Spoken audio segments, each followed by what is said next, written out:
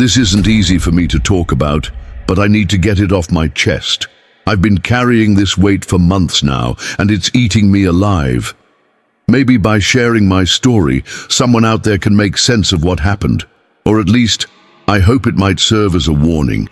It all started last fall when my brother Jake decided to go on a solo hiking trip in the Smoky Mountains. He was an experienced outdoorsman, always seeking that next adventure. This was supposed to be a week-long trek, nothing out of the ordinary for him. But sometimes the ordinary can turn into a nightmare in the blink of an eye. The first few days went by without incident. Jake would check in each evening, sharing photos of breathtaking vistas and telling me about the wildlife he'd encountered. But on the fourth day, the messages stopped. At first, I wasn't too worried. Cell reception can be spotty in the mountains after all. But as hours turned into days, that gnawing feeling in my gut grew stronger. I reported Jake missing, and a search and rescue operation was launched. For days, teams combed through the dense forest, calling out his name, searching for any sign of him. But it was like he'd vanished into thin air. The only thing they found was his tent, zipped shut from the inside, with his backpack still there. But his phone and some of his gear were missing. It didn't make any sense. Why would he leave his tent but take his phone? And if he had wandered off, why hadn't anyone found him yet? A week after Jake's disappearance, something happened that still sends chills down my spine. It was the middle of the night, 3:17 a.m. to be exact, when my phone buzzed with a new voicemail. Half asleep, I played the message, expecting it to be a wrong number or maybe an update from the search team. What I heard instead made my blood run cold. At first, there was nothing but static, a low hiss punctuated by what sounded like faint sobbing. Then, just as I was about to delete the message, I heard it. Jake's voice, barely above a whisper, trembling with fear. "Don't come looking. It watches us sleep." I replayed the message over and over, my hands shaking. It was definitely Jake's voice, but he sounded different. Terrified in a way I'd never heard before. I immediately called the police and the search team, but they were skeptical. They said there was no way Jake could have made a call from where they believed him to be. It was a complete dead zone, with no cell towers for miles. But I knew what I'd heard. I checked the voicemail's metadata, and sure enough, it showed the call originated from deep within the national park. How was that even possible? The next day, I spoke with one of the search and rescue coordinators. He seemed hesitant to talk at first, but finally admitted something that made my skin crawl. The trail Jake had taken, according to his initial plan, didn't exist on their modern maps. It had been decommissioned years ago due to frequent accidents and unexplained disappearances. Why was it still marked on Jake's map? And more importantly, where had it led him? Over the next few nights, the voicemails kept coming. Always at 3:17 a.m., always from that impossible location deep in the woods. Each message was darker than the last. Sometimes I could hear heavy breathing in the background or the sound of footsteps pacing nearby. Jake's voice grew more desperate, more unhinged with each call. One night, he whispered, "I can hear it moving outside. It's trying to sound like you, Emily. Don't trust it if it calls you." Another time, the message was just Jake repeating, "The trees have eyes, the trees have eyes," over and over, until the line went dead. I couldn't sleep. Every night, I'd jolt awake at exactly 3:17 a.m., my phone buzzing with a new voicemail.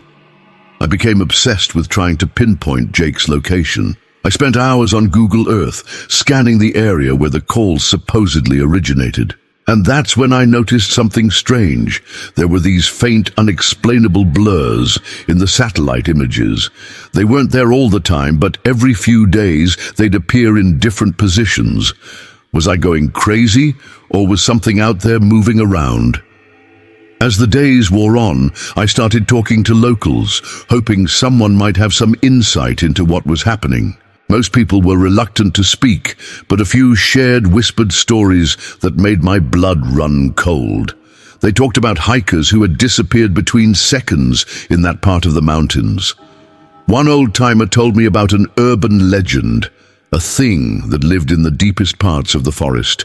He said it could mimic voices, luring people deeper into the woods, never to be seen again.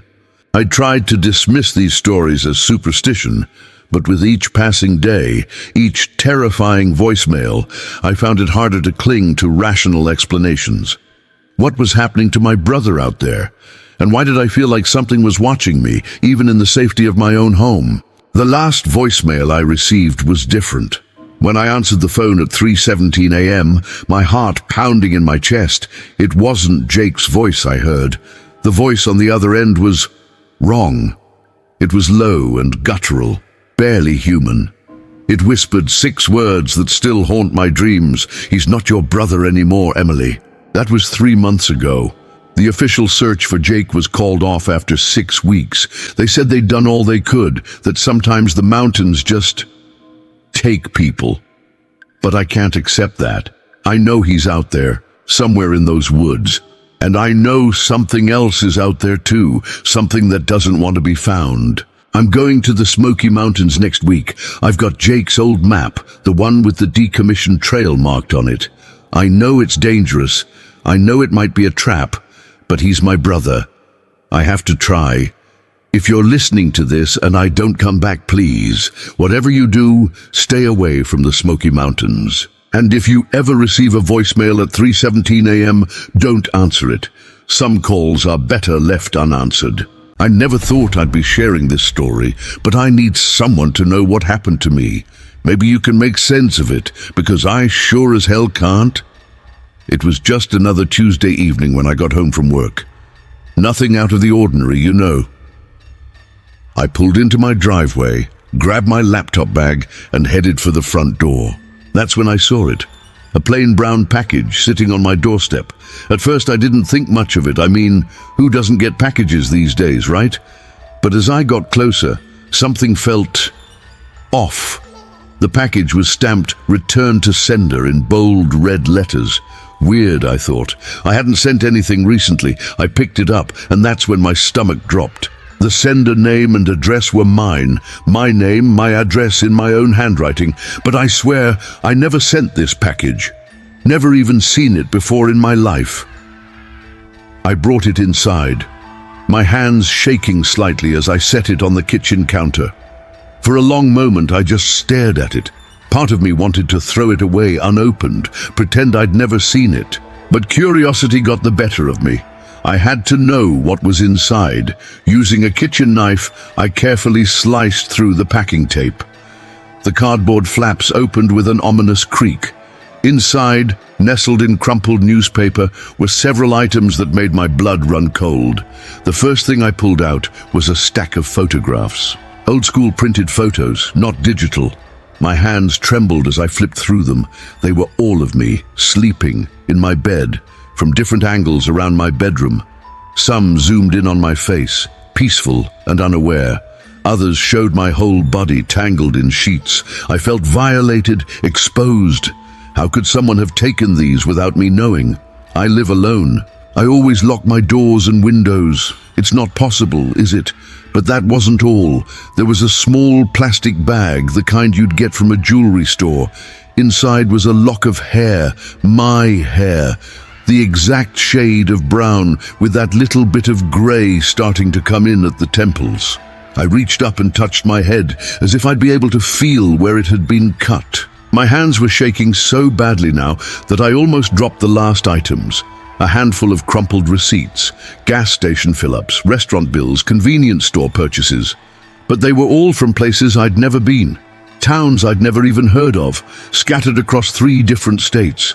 I spread the receipts out on the counter, trying to make sense of them. That's when I noticed the timestamps. Some were from times when I knew for a fact I was at work. Others were from the middle of the night, when I would have been asleep in my own bed.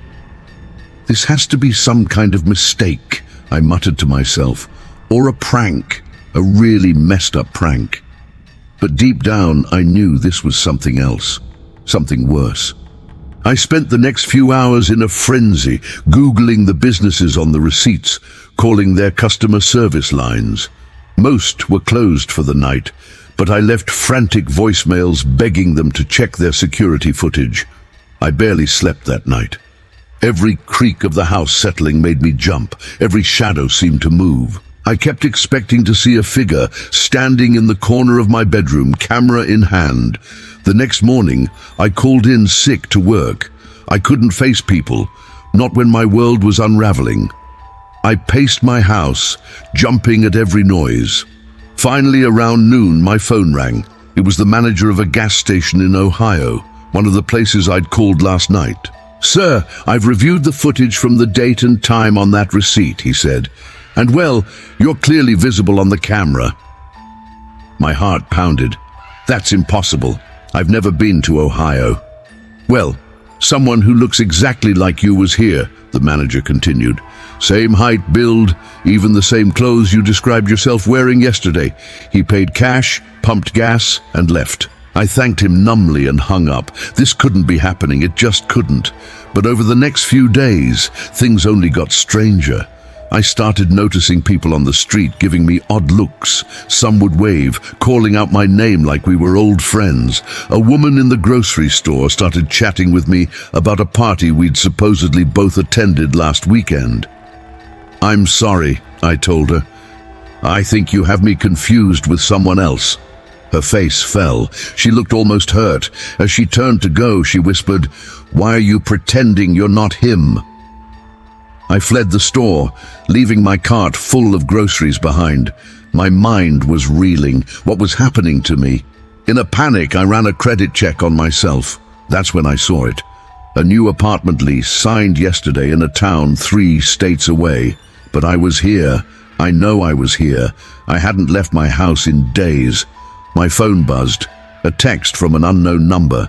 When I opened it, my heart nearly stopped. It was a photo of me, walking down a street I didn't recognize. The timestamp showed it was taken 2 minutes ago. More photos started coming in. Me at a coffee shop. Me getting into a car. Me unlocking the door to an apartment I'd never seen before. All in real time. All in places I wasn't. I threw my phone across the room and curled up in the corner, shaking. This couldn't be real. I must be going crazy. That was the only explanation, right? But then the doorbell rang. Another package sat on my doorstep. With trembling hands, I opened it. Inside was a single sheet of paper, a note, written in handwriting identical to my own. It read, "You were never supposed to come back." I don't know what to do. I don't know who to trust. Am I losing my mind? Or is something far worse happening? All I know is that I'm terrified to leave my house, and I'm terrified to stay. If you're reading this, please tell me I'm not crazy. Tell me you believe me, because I don't know how much longer I can go on like this. Every time I look in the mirror, I'm less and less sure that the person staring back is really me. And the worst part, I'm starting to wonder if it ever was. I never should have bought that house. The realtor said it was a steal, but now I know why. It started innocently enough. I'd always dreamed of owning one of those charming 1920s craftsman homes. You know the type. With the wide front porch and exposed wooden beams. When I saw the listing online, I knew I had to have it. The price was shockingly low for the neighborhood.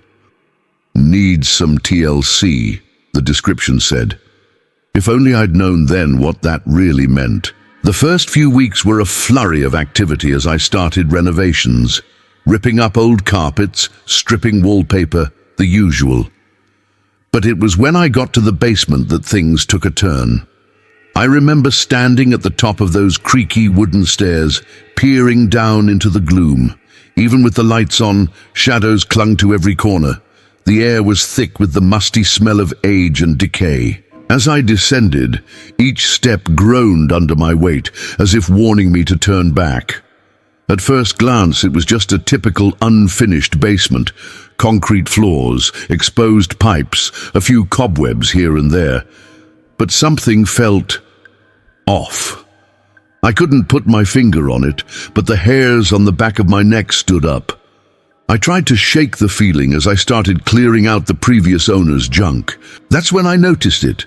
An old metal shelf unit stood against the far wall, covered in a thick layer of dust.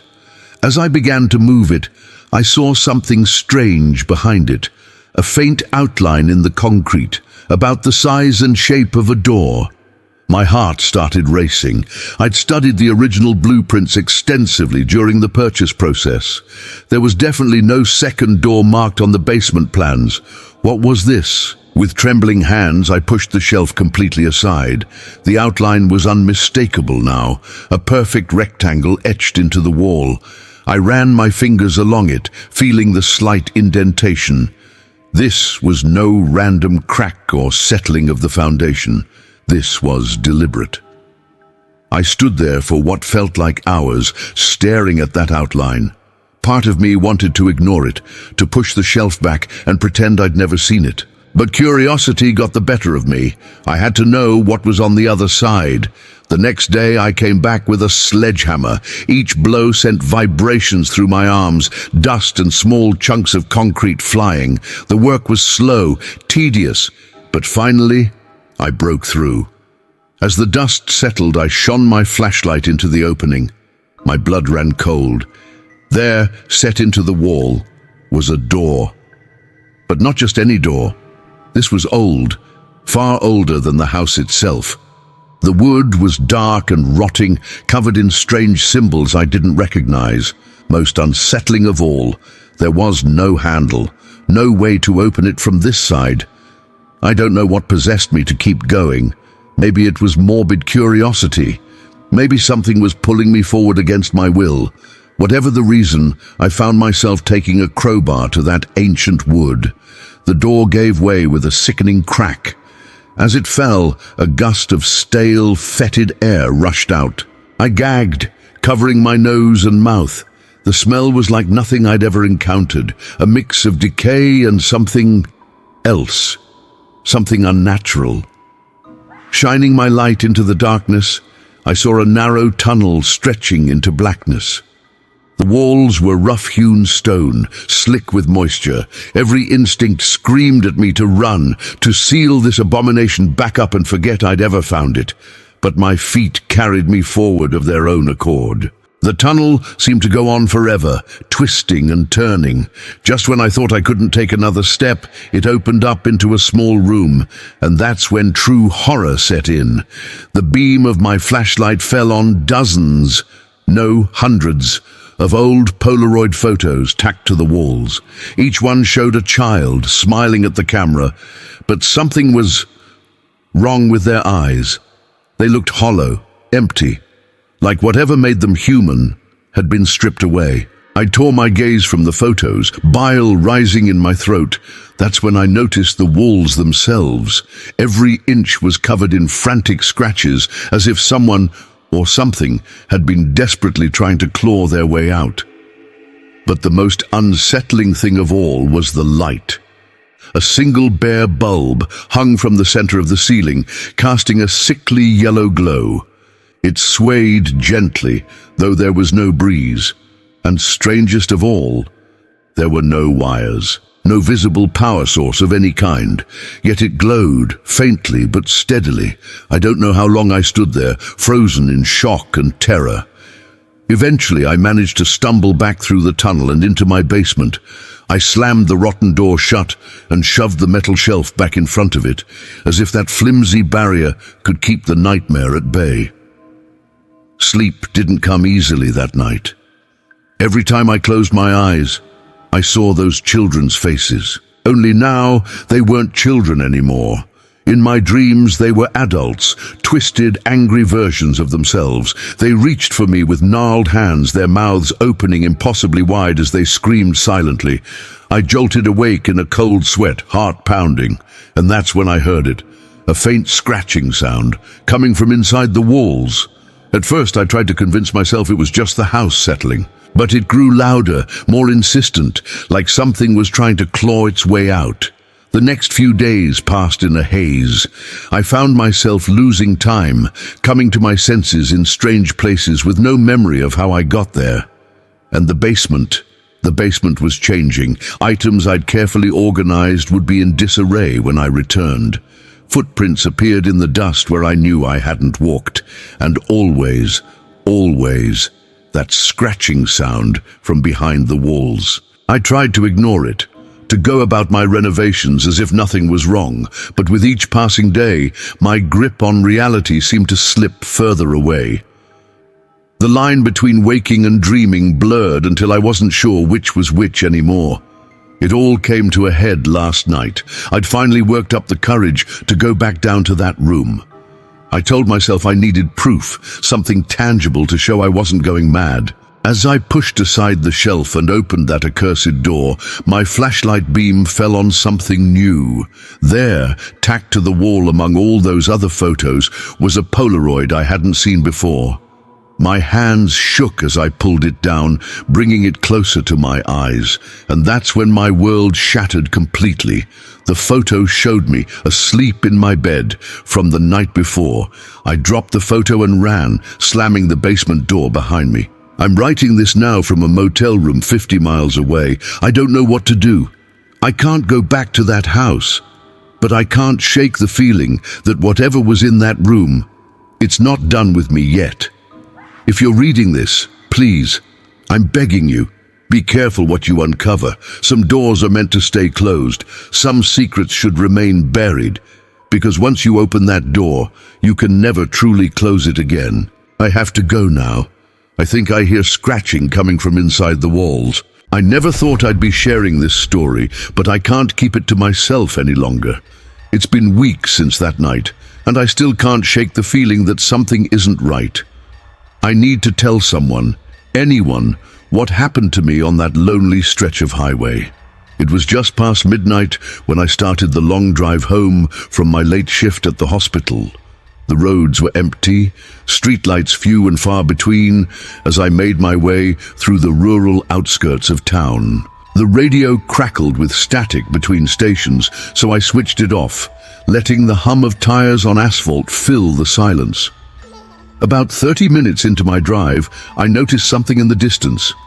As I got closer, I realized it was a figure standing by the guardrail. A hitchhiker, I thought, though it seemed an odd place to be looking for a ride. There were no houses or businesses for miles. I don't know what compelled me to slow down. Maybe it was the lateness of the hour, or the fact that I hadn't seen another car in ages. Whatever the reason, I found myself pulling over to the shoulder, rolling down my window as the figure approached. "Need a ride?" I called out, trying to sound casual despite the nervousness creeping into my voice. As he stepped into the glow of my headlights, I got a better look at the stranger. He was an older man, probably in his 60s, with thinning grey hair and a weathered face. His clothes looked outdated, a tweed jacket and high-waisted slacks that seemed more suited to the 1950s than present day. "Much obliged," he said, climbing into the passenger seat. His voice had a slight tremor to it, but his movements were surprisingly spry for his age. "The name's Walter Simmons." "Nice to meet you, Walter. I'm Jack," I replied, pulling back onto the road. "Where are you headed?" "Oh, not far," he said. "Just up to 1242 Sycamore Lane. It's an old farmhouse, can't miss it." I nodded, though something about the address struck me as odd. I couldn't quite put my finger on why. We drove in silence for a while, the only sound the quiet hum of the engine. I snuck glances at my passenger when I could. There was something unsettling about him that I couldn't quite place. His skin seemed almost too pale in the dim light of the dashboard, his eyes sunken and dark. "So what brings you out this way so late?" I asked, trying to break the tension. Walter turned to look at me, a small smile playing at the corners of his mouth. "Oh, I'm just heading home after a long trip. Been away far too long, I'm afraid." I nodded, not sure how to respond. The silence stretched on, growing more uncomfortable by the minute. Finally, after what felt like hours, but was probably only 20 minutes, we turned onto Sycamore Lane. It was a narrow dirt road, lined with gnarled old trees that seemed to reach out with crooked branches. At the end of the lane, barely visible in the gloom, stood an old farmhouse. As we pulled up, I couldn't help but notice how dark and lifeless the place looked. No porch light, no warm glow from inside. The windows were black and empty, like the eyes of a skull. "This is me," Walter said, his hand already on the door handle. "Much obliged for the ride, Jack."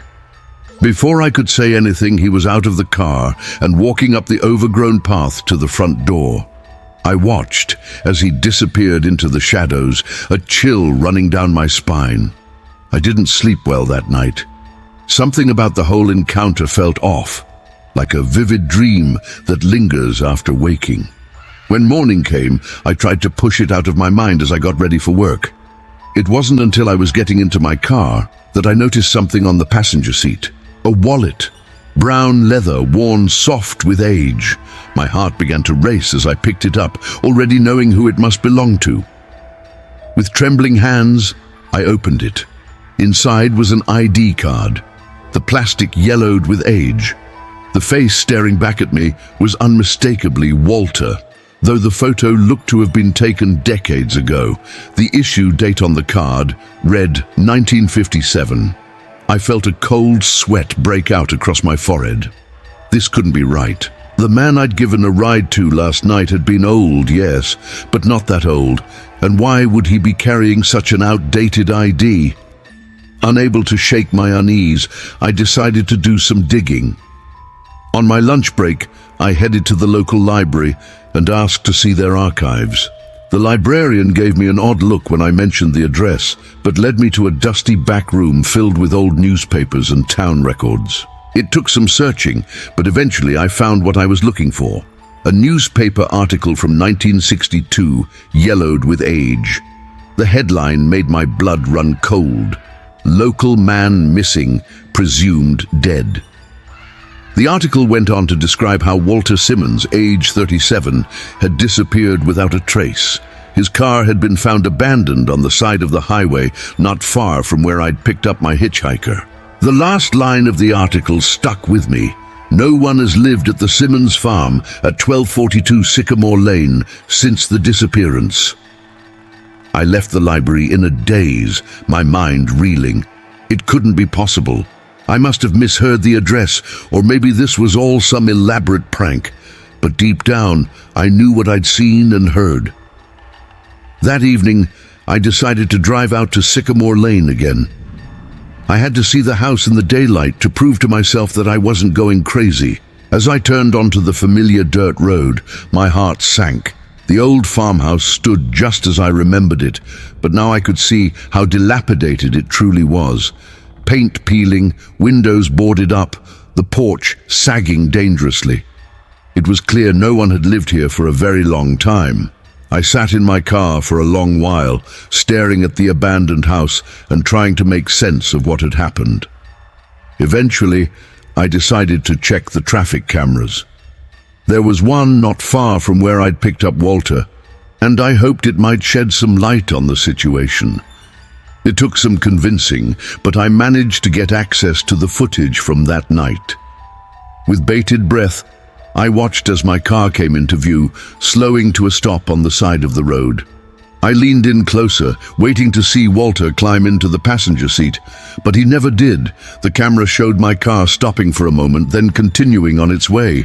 There was no sign of anyone else on that lonely stretch of road. I've replayed that night over and over in my mind, trying to find some rational explanation, but I can't escape the feeling that something truly inexplicable happened to me. Now, every night as I drive home from work, I find myself scanning the side of the road. My palms grow sweaty as I approach that familiar mile marker, my heart racing with a mix of fear and anticipation. And every night, without fail, I see him. A lone figure standing in the shadows, hand outstretched. Sometimes I blink and he's gone, like a mirage shimmering in the heat. Other times, he seems to follow my car with his gaze, those dark eyes boring into me even as I speed past. I don't know what Walter Simmons is or why he chose to reveal himself to me that night. All I know is that the boundary between our world and whatever lies beyond seems thinner out there on that lonely highway. And sometimes, if the conditions are just right, that boundary can be crossed. So if you're ever driving late at night and see a hitchhiker on the side of the road, think twice before stopping. You never know who or what might be waiting in the darkness. I never believed in the supernatural, not until I inherited my grandfather's house. Now, I'm not so sure what to believe anymore. It all started when I got the call about my grandfather's passing. We weren't particularly close, but he was my last living relative. I was surprised to learn he'd left me his old farmhouse, a place I'd only visited a handful of times as a child. I remember it being creaky and musty, filled with antiques and odd knickknacks. Not exactly my style, but I figured I could fix it up and sell it. The house was even more rundown than I remembered when I arrived. Peeling wallpaper, dusty furniture draped in sheets, cobwebs in every corner. But what struck me most was the silence. It was oppressive, like the air itself was muffling every sound. That is, until I heard it. A soft, steady ticking coming from down the hall. I followed the sound to what must have been my grandfather's study. There, against the far wall, stood an imposing grandfather clock. Its pendulum swung back and forth in a hypnotic rhythm. I frowned, confused. I distinctly remembered that clock being broken on my last visit over 20 years ago. My grandfather had complained about it, saying he'd tried everything to fix it. Yet here it was, ticking away as if it had never stopped. I chalked it up to my grandfather, finally getting it repaired, and pushed the odd feeling aside. I had work to do if I wanted to get this place in shape to sell. I spent the rest of the day cleaning and sorting through old belongings. By nightfall, I was exhausted. I made up one of the guest beds and fell into a deep sleep almost instantly. That's when things really started to get strange. I jolted awake in the pitch-black, heart racing. For a moment, I couldn't remember where I was. Then I heard it. The deep, resonant chimes of the grandfather clock. 1, 2, 3, 4, all the way up to 14. I fumbled for my phone, squinting at the bright screen. 2:14 a.m. A chill ran down my spine as I remembered. The clock's hands had been stuck at 2:14 when I saw it earlier. How could it be chiming the correct time? I lay there wide awake now, listening to the steady ticking that seemed to fill the entire house. When morning finally came, I convinced myself I must have been half asleep and imagined the whole thing. But as I made my way downstairs, something stopped me in my tracks. The living room, which I'd spent hours cleaning and rearranging the day before, was back to how it had been when I arrived. Sheets draped over furniture, knickknacks placed just so on shelves. I stood there, stunned. Had someone broken in? But nothing was missing, just rearranged, back to its original place. I shook my head, trying to make sense of it. Maybe I was more tired than I thought yesterday. Maybe I only imagined cleaning up. But it happened again the next night, and the next. No matter how I arranged things during the day, by morning everything was back in its original spot. It was like the house was resetting itself each night. I tried to rationalize it. Maybe there was a squatter, someone who'd been living here since my grandfather passed. But deep down, I knew that didn't make sense. The doors were always locked, windows latched. And why would someone go through the trouble of putting everything back, night after night? It was on the fourth day that I found the photos. I was going through an old trunk in the attic, filled with my grandfather's belongings, when I came across a stack of Polaroids. My blood ran cold as I flipped through them. They were pictures of me, sleeping, in this very house. But that was impossible. Some of them were dated years before I was even born. Yet there I was, unmistakably me, lying in the guest bed I'd been using. In some, I was a child. In others, the me I am now, always sleeping, always unaware. I don't know how long I sat there, staring at those impossible photos. My mind couldn't process what I was seeing. It wasn't until I heard a knock at the door that I snapped out of it. It was Mrs. Henderson from next door, bringing over a casserole. She'd been friends with my grandfather for years. As we chatted, I found myself asking about the clock. "Oh, that old thing," she said, her brow furrowing. "Your grandfather used to talk to it, you know, like someone was listening." I felt the hairs on the back of my neck stand up. "What do you mean?" Mrs. Henderson shrugged. "I'd hear him sometimes late at night, muttering to that clock like it was alive. Gave me the creeps, if I'm being honest." I thanked her for the casserole and shut the door, my mind reeling. What had my grandfather been involved in? What was happening in this house? That night I couldn't sleep. I paced the floors, jumping at every creak and groan of the old house. When 2:14 a.m. rolled around, I was standing in front of the grandfather clock, waiting. The chimes rang out loud and clear, 14 times. I stared at the clock face, its hands still frozen at 2:14. This was impossible. None of this made sense. In a fit of frustration, I yanked open the clock's cabinet. Inside, nestled among the gears and weights, was an old cassette tape. With shaking hands, I retrieved it and found an ancient tape player in my grandfather's study. The tape crackled to life, and I heard a voice that made my blood run cold. It was my voice. "If you're listening to this, it means I've failed. Again. The cycle continues, and I'm sorry. I'm so sorry. I thought I could break it this time, but the clock, it's too powerful. It wants to keep us here, trapped in this loop, forever." My voice on the tape sounded tired, defeated. I don't know how many times I've lived through this now. How many times I've inherited this house, found these photos, made this recording, but I know I have to keep trying. Maybe next time I'll figure out how to stop it, how to break free.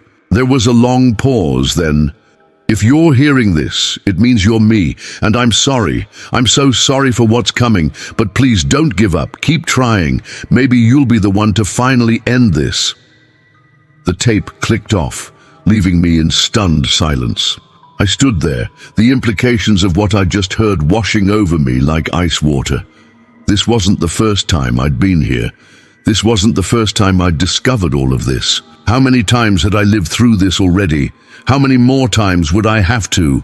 As if in answer, the grandfather clock began to chime. I turned to look at it, dread filling my stomach. Its hands were moving, spinning backwards faster and faster. The room began to blur around me, reality seeming to warp and twist. The last thing I remember is the clock striking 2:14 once more. Then everything went dark. I never believed in the supernatural, not until I inherited my grandfather's house. Now I'm not so sure what to believe anymore.